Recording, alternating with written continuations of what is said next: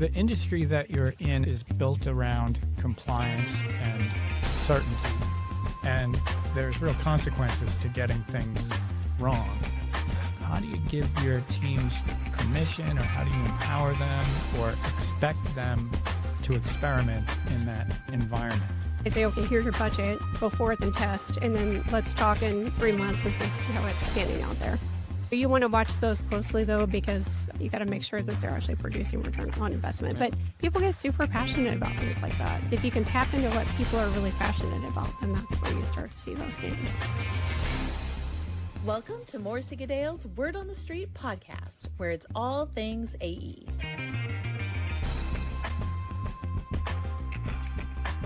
I'm Mark Goodale, he's Mick Morrissey, and you are watching Morrissey Goodale's Word on the Street podcast. Mick, good to see you as usual. It's good seeing you again, Mark. How's your spring been so far? You get the mower out? You doing a lot of work around the garden? A lot of mowing, thatching, Yes. edging, Yes. mulching, Mm-hmm. I've paid for. Yes. Power seeding is your specialty. Yes. Yes. Aerating as well. Yeah. Aerating. If there's anyone who see- loves to get their hands in the dirt, I think it's you. I see it all from my upstairs bedroom window. I see it happening. You're not going straight enough. Snap those Would you chart like lines some down. cookies? Well, we've got a terrific guest here in studio with us today, which is a real treat. We'll introduce her right now. And joining us today is Andra Kidd, CEO of Spheros Environmental, number 188 on ENR's top 200 environmental list. Andra, welcome to the street. It's great to have you. Thank you. Good morning. And as we understand, and we're just talking about here, spring in New England, we're finally getting into some good weather. But you lived in Alaska for 17 years. 17 years. And we were talking about how, at least I like to complain about it being cold in New England. And when you hear that from others, you must just have no patience for that Yeah. anymore. Well, I've actually gotten soft since I moved to Colorado. Cool. Yeah, Yeah. okay. So Colorado still, though, now Colorado's different, though, because in the winter, you get a foot of snow, and by the afternoon, it's gone, and Yeah, it's 60 exactly. degrees. Yeah. Yeah. And especially this time of the year, it kind of goes back and forth. Yeah, I think it's great. You can get snow still in May, Mhm. right? Absolutely. It's criminal. I don't think Yep. I'd be able to handle that. So we our firm turned 19 this year, Andra, and we've lots of experience with many different firms. I believe the only Alaska client that we had, you worked with Yes. on a West Coast 2-day trip. Mhm. Would that be right? Where you flew to San Francisco, Mhm. which is not in Alaska, just so we're No, all on the same no, page with it's that. Same country, though. Same- Same same- country. Yes. You ran a meeting in Alaska in San Francisco, then you flew to Alaska and ran a meeting in Alaska and flew out of Alaska that night Yes. to come back to Boston. By the time I got home, I was 2 minutes younger than when I left. I never saw Alaska in the daytime. I arrived at night and then left at sundown. So Well, I I was was there going to for ask less if than you went 24 during the hours. winter time, because that can happen. You only have a You few went- hours yeah. of daylight. Yeah, I think it was spring. But I worked there, and it was interesting because the firm was a Native Alaska owned organization. They had folks from villages all over. And I remember speaking with one man there who lived, I don't know, way far north in the tundra. And he mentioned to me that at one point, for 28 straight days, it never got above 50 below zero. Mhm. And that's when I decided I wouldn't spend the evening. And I Wise that's a wise Crazy. choice. So I bring up our 19 years in business and very little experience with Alaska clients.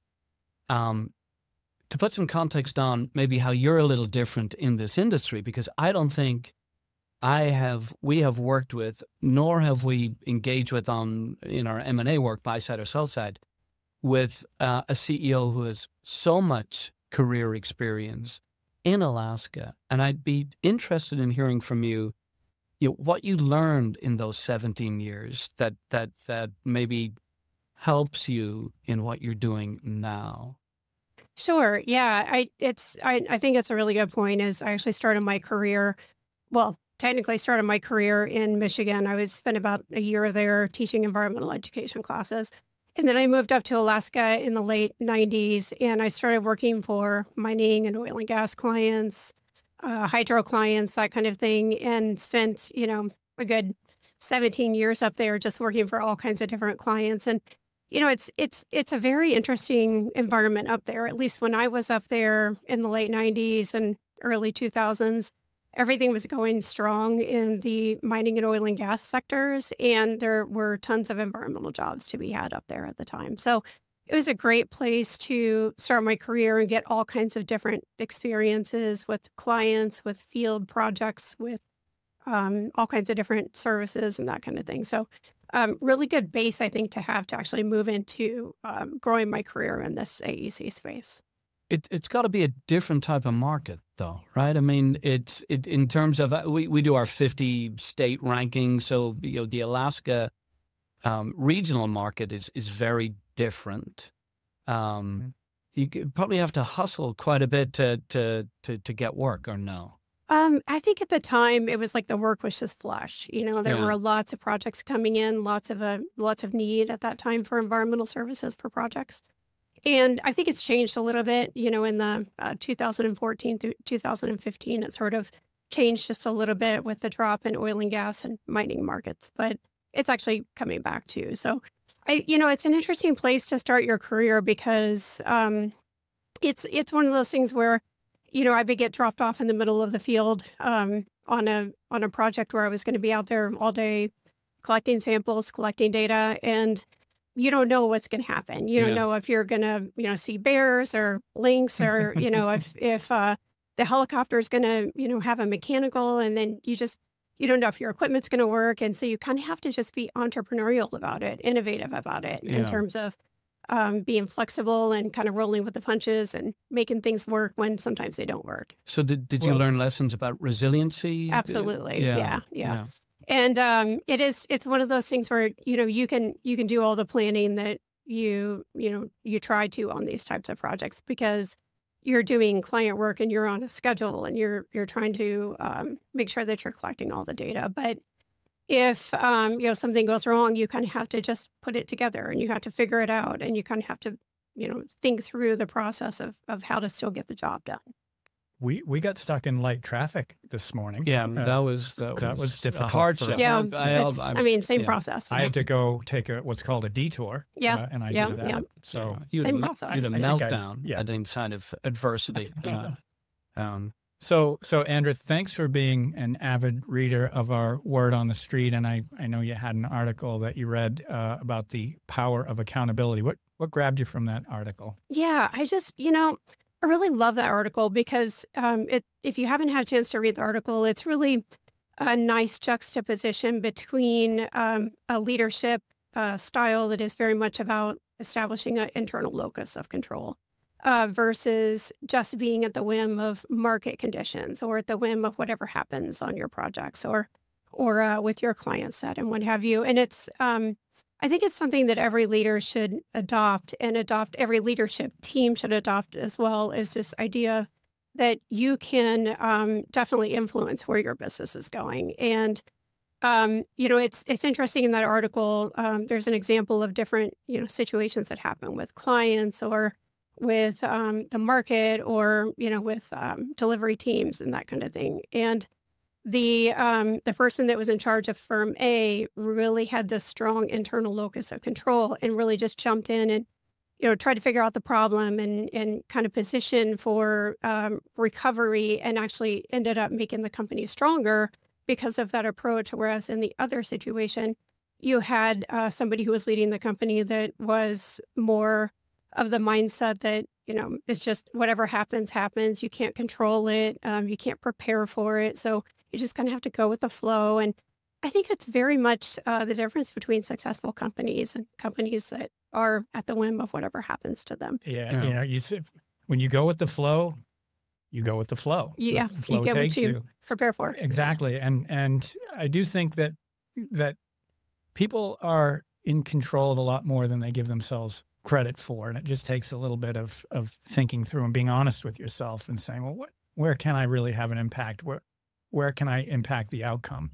And That's absolutely true. And I think even today and if you think about the economy and some of the uncertainty that we see, sometimes even still in that situation, groups can think about the potential impacts, think through the scenario planning of potential impacts of those and which markets might succeed and which markets might struggle. And you can, I think this was mentioned on the last podcast, is skate to the puck, and you can really get your team and your company positioned to go for that and to be prepared to move further into certain markets in that scenario. Well, when you took the reins at Spheros, that was in the middle of a fast-paced roll-up, multiple acquisitions, new talent, national scale practically overnight.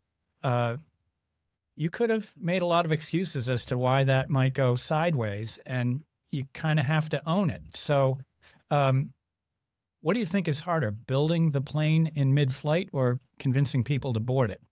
Well, yeah, I think it's all kind of wrapped in together because, you can build the plane, but if you can't get the people to get on board and go along with you, then you're kind of stuck, right? So you kind of have to work on both sides of that at the same time. You're very much right. I mean, Spheros was started in the fall of 2021 with Sonoma Tech. It's about a 90-person firm in California, and then quickly grew about a year and a half later with another group called Ellery Water. And then several acquisitions have come on board since then. But in that process, I was hired about a year and a half ago to start to build the leadership team and start to look through integration options. And that all is a lot of, base building and, positioning for the markets that we're going to go for and, start to put our investments into. And how about digital strategies and what other services are going to, wrap all this together. So we're forming all of that, to your point about, building the plane, and then also needing to connect in with both our clients and our people to make sure that they know where we're going and that it's clear, the vision is clear of where we're going. And then it's compelling, and that's a whole different ballgame.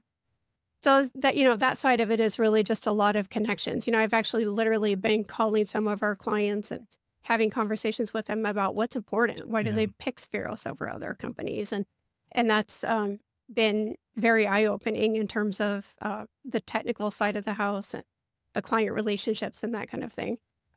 Even still, though, I've been going around office to office with the leadership teams, and we've been connecting with people to make sure that they understand where we're going. They can ask questions around it. They can actually feed into it and give us suggestions. And I would say in that way, we're building it all together. Yeah. Yeah. Well, I know we were excited to have you on because in many ways, Spheros is this modern type of firm in our industry, formed in 2021, essentially by bringing firms together. Yep. And you've been CEO now how long? About a year and a half. So in many ways, and not to kind of play too much on this analogy, you're in many ways a modern CEO in a modern firm. I know that you are you're passionate about triathloning. Is that a word, Mark? Can you look that up? It's a verb. In front of I think it's a word. Right Thank you very much. So you've got so much going on, right? You're growing the firm. You're bringing more firms and more people to this fast-growing firm. I know you're out talking with clients, talking with acquisition potentials, talking with key hires all of the time. Can you I know that it takes time to train for triathlons. Just look at Mark here, one of the finest athletes. I never see him because he's out training. That's used for me. Yeah. But what does your triathloning bring to you as a CEO that helps you be a better CEO? And then how do you kind of balance the time that you have to spend training and bring that to benefit the firm? Because I know you do. Yeah, really good question. My interest in triathlons actually started back in the 2005, 2006, somewhere in that area. And I had always had a dream that I was going to do a half Ironman one day. And I think I did that in 2007. And then I sort of, kind of fell off of that for a while and then just got back into it recently. But, I'm a pretty goal-driven person, and I always wanted to do a full Ironman, but I had a big fear of open water swimming. So I just never thought I would be able to, get there and finally just decided one day, okay, I'm actually going to do this. But I'd say the bigger objective for me is really more about stress relief. And, these roles that we're in can be pretty intense. And for me, having that kind of outlet is a way that I can manage the stress. And if I don't get my workouts in, then it's a bit challenging on that front. It's interesting, the work that Mark and I and our team do with CEOs, how CEOs will defer, they'll think they're deferring the maintenance that they need from a psychological and a physical perspective by doing more work and not realize the damage that they're doing It's true. to themselves and to the firm. I had 2 conversations yesterday, one with the CEO of a $100 million firm, one with a very senior person in a $20 million firm, a president in the $20 million firm. And they're trying to negotiate the transitions that'll happen in both of their firms. And they're taking it all on themselves without any real help, and also not taking care of themselves. And it makes for an ineffective leader, I believe, in an ineffective, suboptimal performing firm. No question about it. And not to mention what it does to your family as well. And you're never going to get the balance perfectly right, but you just have to be aware of it and be deliberate. I think. Yeah, that's true. And it's interesting because it's a way to kind of connect in with the teams. We have a lot of people in our organization who do that. And so there's a lot of conversations around, how do you approach this, how do you approach the transitions in a way that can go faster and that kind of thing. So it's kind of a connection point there. Mark, go on, please. Andrew, you've been in the strategy seat before. Now you're the one making the calls. So, is there anything you've had to unlearn in this particular role? Yeah, good question. I think, in previous roles, I tend to like to, move fast, right? I tend to like to get results and kind of move. And my leadership team is the same way. They all are kind of driven like that. We've done some personality testing, and it's funny how we all kind of show up, very strong on this driver side of things. And one of the things that I guess in terms of, unlearning, one of the things that I've come to realize is it's much better to, slow down a little bit and make sure everybody's on board with where you're going versus, really just driving to get there, if that makes sense. Right. And it's a great point. And I've seen this many times in the strategy work that we've done. CEOs will be heading up that mountain and they're charging up. And I just encourage them to, once in a while, turn around. You're going to find people scattered all over the mountain when you think they're in a direct line right behind you. And it's just not so. You really have to turn around and pull them as opposed to, just charging. And I think, too, with leadership, you do a lot of stuff. You get your hands in a lot of things. And as a CEO, how important is it to accomplish things through others? Oh, extremely. It's interesting. We, in forming the executive leadership team for Spheros, we have actually mixed and we brought in some people from outside. And we've also brought up some people from internally in the organization. And this is a stretch role for a couple folks.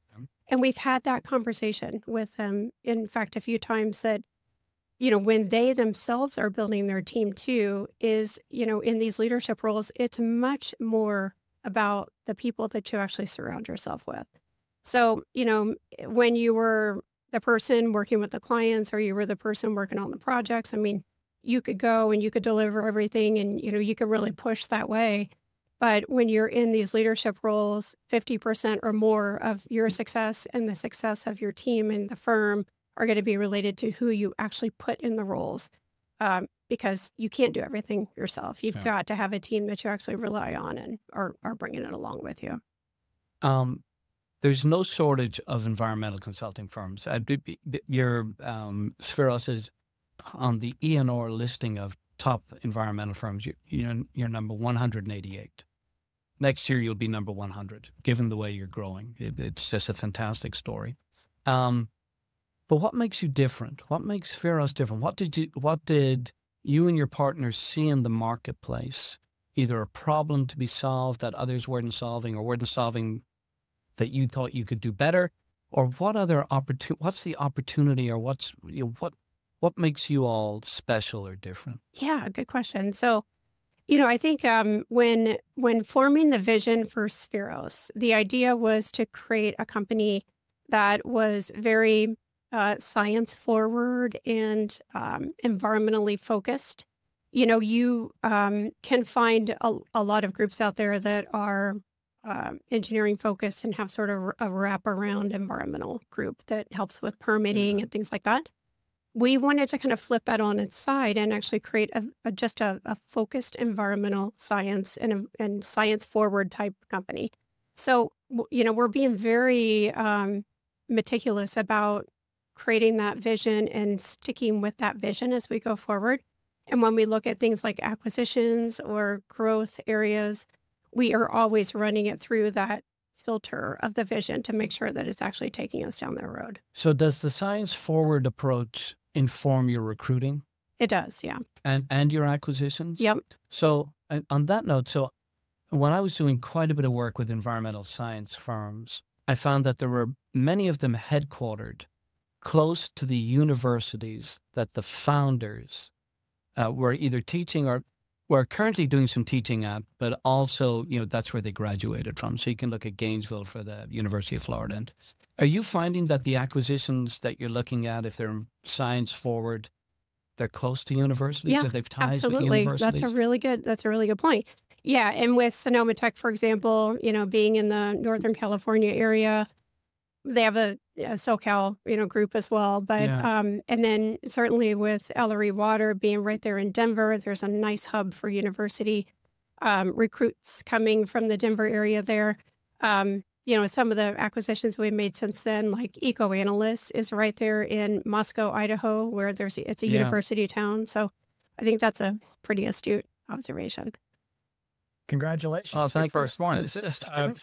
So when you are seeking an acquisition, what's the first non-financial sort of thing that you look for? And are there any non-financial deal breakers that you get out early because you see it? Yeah.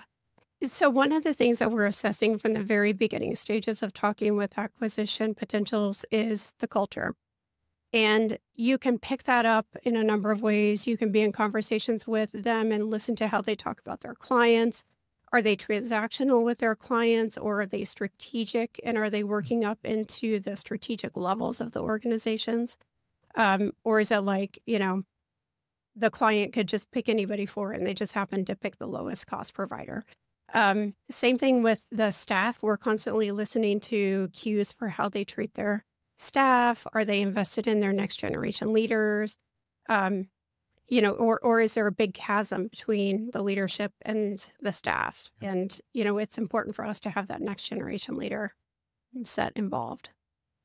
So it's risky to do acquisitions, but you're going to grow. I mean, you're not there to just maintain. Right. You've got a real mission and real charge. Is there a risk you've taken or about to take that keeps you up at night, but it's right? So for us, I think, we are looking through right now our digital strategies and how to approach developing out our digital strategies. With each of the groups that came in, they each have their own focus on digital strategies. So for example, Ellery Water came in with a group that is called Water Information Technology, and they are taking the data that is pulled from their project work, and they're actually turning that into data visualization and dashboards, and using Python and AI tools and what have you to actually crunch the data in a more effective way. And that's just one example. We have quite a few of those in our business, and now we're actually talking about like bringing them together, creating a digital services practice area, and then investing in that. So, but then the question becomes, how do you invest in that? Yeah. Because you can invest and build out a SaaS business. You can invest and build products. You can, make it all about, the business as usual, but just tech enabled. And it's, we're constantly thinking through that strategy is, what's the best approach for us on there. Yeah, and what's the filter that you use to sort of branch in one direction or another? Most environmental firms that we talk with, they talk about innovation like it's a side dish. What do you do to make innovation sort of the main course at Spheros? Yeah, good question. So we've actually formed our values at Spheros around innovation as one of those values. And then that actually was sourced from the people in Spheros. We went and created a cross-company, diverse, cross-geography group that acted as a panel for us in developing these values for Spheros. And innovation was one of the strongest points that they wanted to feature in there. So we actually created a whole value around that. And then we actually created a awards program called Epic Awards that is a peer-to-peer nomination in our company, and people can nominate others for things like being innovative. Winners can get B shares in the company, which is a pretty cool process. That is kind of cool. Yeah. It's And then I would say just, by the nature of the groups that we are bringing on board, they tend to be a little bit higher representation in the innovation category. So the industry that you're in is built around compliance and certainty, and there's real consequences to getting things wrong. So how do you give your teams permission, or how do you empower them or expect them to experiment in that environment? There are different ways that we foster that. We have ways that, people within the organization can actually bubble up ideas, and they can put a little budget around it and say, we want to go pilot this, or we want to test this. And we say, okay, here's your budget, go forth and test. And then let's talk in, 3 months and see how it's panning out there. You want to watch those closely, though, because you got to make sure that they're actually producing return on investment. Yeah. But people get super passionate about things like that. Yeah. It's if you can tap into what people are really passionate about, then that's where you start to see those gains. So getting folks who are watching some insight into the role and life of a CEO. How involved are you with acquisitions? Very involved. And Yeah. what is your involvement there? Yeah, I'm involved in sourcing. I'm also involved in the tee-up conversations as we start to determine if there's a fit between the two groups, and make sure that they see our vision and we see how their group operates. I'm involved up until LOI, in terms of submitting the LOI to the groups and negotiating that LOI. And then once the group is under LOI, Union Park actually starts to run the process of data gathering and data crunching. They prepare a data book for us, and then we all sit down and look through that data book together. As we talk about this topic, can you just explain who Union Park is for Yes. folks who may Yeah. not be aware? Yeah. So Union Park is our private equity backer. Spheros is backed by Union Park Capital. And Union Park is a group out of Boston, and they're investing mostly university endowments for their funding source there. Okay, so you're involved in, like, when you say sourcing, it sounds really easy, but that means you've got to go and meet with I assume the CEOs of Yes. these firms. Yes. So what is that? And I'm assuming that with Union Park, there is you have a plan to grow organically and inorganically through Right, both. acquisitions. Yeah. How much of your time? So again, trying to get into a day in the life of a CEO. How much of your time is on the road? I mean, how many days are you away from home base? I would say I'm traveling typically every other week, sometimes every week. Yeah. And in those weeks, it's 1 or 2 days most of the time, sometimes a little bit longer. Yeah. Yeah. So about 60% of my time, and then 40% on organic growth and managing the business. And when you're doing that, how do you stay organized? I mean, if you're meeting with multiple firms, because I used to do this as well very poorly, just keeping track of everything and then making sure that everything moved forward appropriately. How do you What is the main way you keep organized? It's a few different ways, but I keep notes on my laptop so that I can always go back and revisit, because you're right, when you're having so many conversations with folks, sometimes it's good to be able to go back and check and see how the previous conversation went and, kind of advance the ball from there. But also, I would say Union Park is very helpful. They help maintain the list for us, and there's somebody at Union Park that I work with closely, and he's very involved in sourcing as well and having the conversations, and we typically are on the road together doing these visits and that kind of thing. So, between the two of us, we're keeping everything going. So I've got a couple of follow-up questions here. One is, back to your personal training, you're on the road a lot. Yeah. So when you're in a hotel and you walk into the gym there, when do you say, oh, good? And when you say, oh, no, they don't have this or that? What do you look for? Yeah, I'm a morning person, and, typically up by 3:30 or 4 in the morning. And I try to get my workout done in the morning because it doesn't happen if I wait until the evening. And so here's a good example is I actually watched a few of the Word on the Street podcasts while I was on the treadmill in the morning, getting a long run done. So, oh, wow. I thought you would have been listening to that just before you went to bed, help you go to sleep. Okay, that's good. Yeah. Yeah. Interesting. And then secondly, there are a lot of myths out there about being a partner with an equity-backed or being equity-backed. And what's your experience been?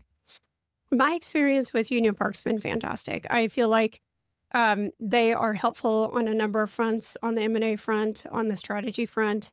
We're always having conversations around market sectors and what's happening in the future with those, and kind of bouncing ideas off of each other.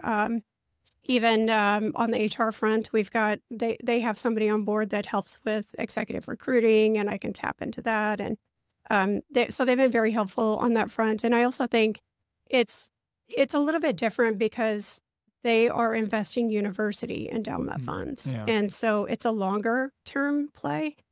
So it's 7 to 10 years versus the typical 3 to 5 years that you see oftentimes in private equity. So do you view them as a business partner as well as a financial partner? Yep.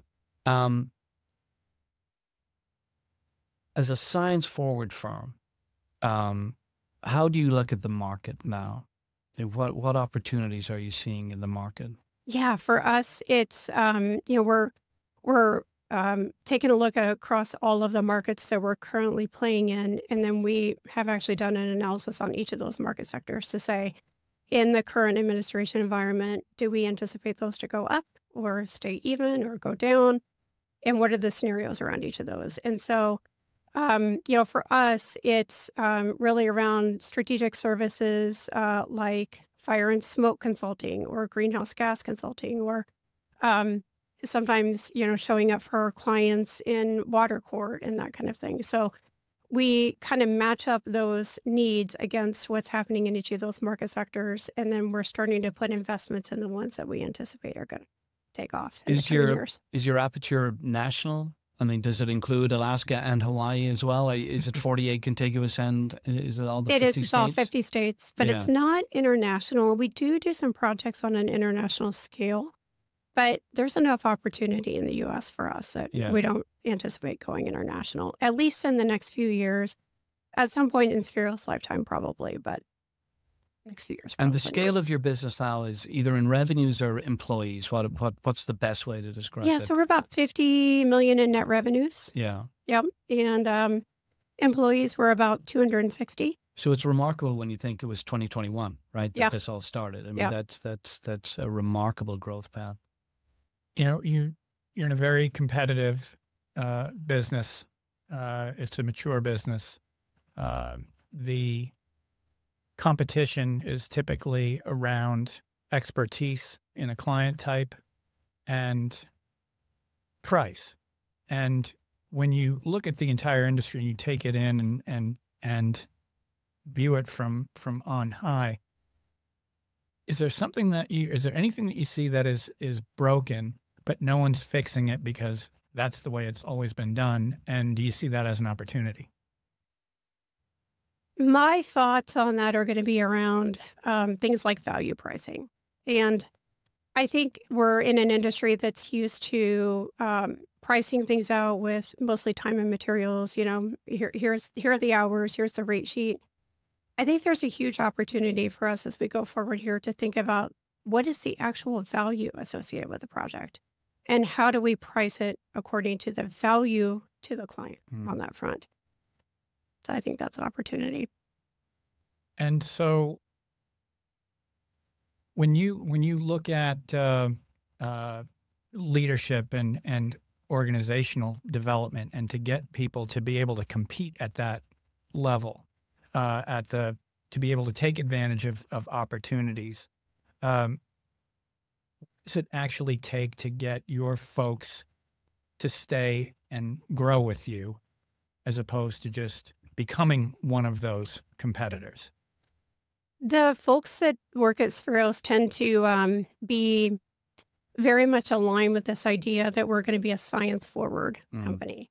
They all went to school to be some sort of a technical resource, some sort of a scientist in air, or a hydrogeologist in the water space, or whatever the case is. And they tend to really put all their chips into that. And so when we are pulling together this group that is very science forward and has this vision that we're going to create depth in each of these areas, they tend to really enjoy that. And what I find interesting too is, as we've brought these groups together, who previously were not working together on any real scale, we're intentionally creating connections in the business, and the scientists tend to get together and the engineers tend to get together, and they enjoy, getting to know what each other does, and they start geeking out, and they just, all of a sudden are starting to find opportunities together that way. So that's a really interesting perspective. I alluded to it before, but in the late 90s, early 2000s, I did a lot of work with some really successful environmental consulting firms, science-forward firms back in the day. And my observation of those firms were there were disproportionately more PhDs and master's folks in those firms. They were partner-driven models, and each partner essentially did what he or she wanted to do, what his or her science focus was, and they would build little kind of groups within a brand. And intentional collaboration, which you talked about, really wasn't on the agenda. It was everybody would look out for themselves. It was a balkanization of a brand. But it's different at Spheros, right? I mean, you're intentionally bringing these folks together, which is, you're not going to tell me that that's easy, right? I mean, just in general, bringing these firms together and getting folks to collaborate. So can you share with us any of the things that you do intentionally to move that needle? I'm assuming it doesn't happen overnight. It doesn't. And it is actually a very intentional effort. So there are a few different ways that we kind of tackle that. One is when a group comes into Spheros, we start just immediately planning for integration efforts. So we map out, even before the acquisition closes, we'll map out who in the organization needs to connect to who. That's smart. And then we're getting them connected up in meetings. We have folks on our leadership team that are literally scheduling those meetings for them. So that's part of it. There's discussions that happen from that, and they start working together, and things kind of take off that way. The other way that it happens is through our practice areas. So we've set up practice areas in the organization, which are groups of people that do similar things. And there's a lot of, intentional activities between those practice areas. So Clint McDonald, for example, he came in with our Sonoma Tech acquisition and was the president of that group, and is now elevated to be the organic growth lead for Spheros. And that's one of his main jobs. Is he is every day scheduling conversations between those groups, coming up with lists, saying, well, which opportunities can we go for together? We're already starting to see a lot more cross-company collaboration and wins that way. And once you get a few of those under the belt and people see how it works, then they get really excited. Yeah. So you've built your career in mission-driven companies, and you mentioned before how purpose, I'll paraphrase, but purpose without performance is just sort of like a nice story. Couple of questions here. One is, how do you see your team? How do you make sure your team sees the impact and the results of the work that you do, which is important to the world and everybody in it? Then secondly, I've seen a lot of executives in this industry or CEOs in this industry who are business people who happen to be engineers or architects, and the real calling is business. But for you, it's got to be kind of almost right down the middle, because what you do is so important, but also being a business person is so important. So it's probably a pretty tight coupling, I would think. It is. Yeah. I mean, both sides of that are passion areas for me. I remember when I was in elementary school being involved in a program called Junior Achievement and learning about businesses and business structures and what have you. And it sounds kind of dorky now, but now that I say it. Yeah. But, I always had an interest in business. And when I went to Indiana University, I actually thought I was going to major in business. And I got a couple of years into those classes, and, down the hall were these people who were going out in the field and studying invertebrates and fish and water and all kinds of things. And I thought, well, that looks really interesting. So I ended up flipping over to the environmental side there. But all along the way, I always had a passion for business. And I was always one of those people that was super interested in just learning about how the business worked and following the dollar through the organization and how do we make profit and how do we make things more efficient. And so I think it's a really nice marriage, for me. And it's interesting because I look into our organization and I find people like that. There are other people like that in our organization, and we tap into that and we say, okay, you're going to become an ops person, and we're going to, send you to these classes and get you this coaching and tap into that for you. And we can kind of shepherd up succession planning through the organization by finding people like that too. Well, you got to feel pretty fortunate, because a lot of people are either doing something that they like to do, but not in the role that they'd like to be doing it in, or vice versa. And you seem to be able to find both of those things. Yeah. I think I love it. I love what I do. Yeah. Now, I do have to ask you, if you're up at 3:30 in the morning, what time do you go to bed? Usually about 8:30. Okay. All right. You said 11 or 12. I'm not a night person. Yeah. Okay.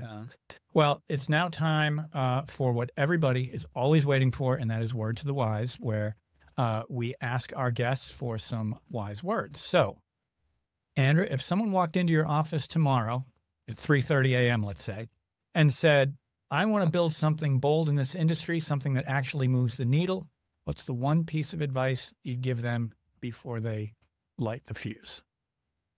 A couple things is, one is I would say, you get to create it. The best way to predict the future is to be able to create it. So this whole demand creation side of things is incredibly important when you're talking about, starting something new and bold. But you got to figure out what that is, right? You got to really isolate on it. And to do that, you also need to tap into your team, and you need to get ideas from the organization and from your leadership team, and really kind of hone and refine what that big, bold move is. And that also, by the way, creates buy-in and motion in that direction too, commitment. Excellent. Well, really great stuff. And we appreciate you being here very much. And thank you for joining us today. And thanks to our viewers. Please like and subscribe, and be sure to join us in June at our 2025 M&A and Business Symposium in Las Vegas. We hope to see you there, and we hope to see you next time here on the street.